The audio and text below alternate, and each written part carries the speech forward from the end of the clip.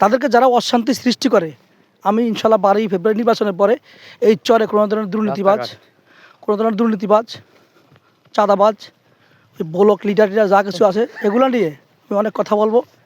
Even আরেকটি কথা এগুলো নিয়ে আমি অনেক কিছু বলবো। আর যারা ব্লক লিডার আছেন এরা অনিয়ম যা করেছেন তাদের কপালে দুর্ভোগ সৃষ্টি হবে ইনশাল্লাহ। নেতা সব কিছু খবর রাখেন। আরেকটি কথা হচ্ছে, আপনারা যে রাস্তাঘাট ভাড়া বলছেন, রাস্তাঘাট অবশ্যই রাস্তাঘাট একটা সরকারের একটা অংশ।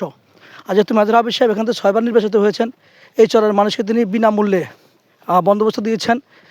এবারও ইনশাল্লাহ বন্দোবস্ত দিবেন। তবে কেউ যদি ভেবে থাকেন যে আগামী বন্দোবস্ত দেওয়ার সময় সাধারণ লোকদের কাছে টাকা টুকা নেবেন, ওটা একদম ভুলে যান। ওটা নেওয়া সম্ভব হবে না।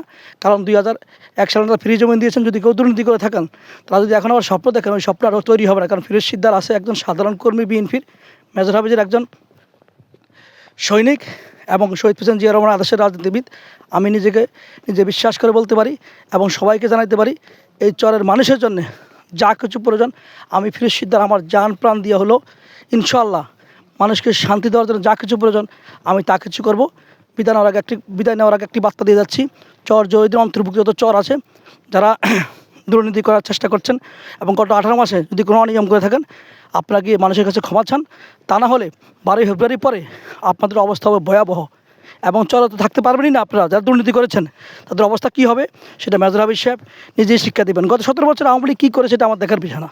আওয়ামী লীগ তো অন্যায় করেছে, জুলুম করেছে, নির্যাতন করেছে বলেই এদেশের মানুষ তাদেরকে এক কাপড়ে এদেশ থেকে বিতাড়িত করেছে। এবং সেই পথে যদি আমরা চলি তাহলে একটি কথা মনে রাখবেন, আমাদের অবস্থা শেখ হাসিনার চাইতে আরও খারাপ হবে।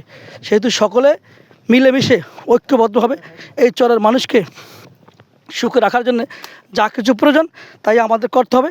যেহেতু আমার নেতা মেজর হাফিজ একজন সৎলোক, শহীদ প্রেসিডেন্ট জিয়া রহমানের সৎলোক, আমাদের আদর্শকে ভালোবেসে লালন পালন করি, বিএনপি করি। আর একটি কথা হচ্ছে কর্ম আছে এগুলো। সভাপতি আমার শ্রদ্ধাভাজন মামা, তিনি আমাদের সভাপতি। আগামী নির্বাচনে আমরা সম্মানিত সভাপতি আমি মিলেই এই সোনাপুরের 9টি ওয়ার্ড চর এবং সব কিছু মিলে মিশে আমরা এই বোর্ডের 12 তারিখের নির্বাচনে সকলকে কেন্দ্রে উপস্থিত করার জন্য যা কিছু প্রয়োজন এটা আমি এবং আমার সভাপতি, এটা আমাদের নৈতিক দায়িত্ব।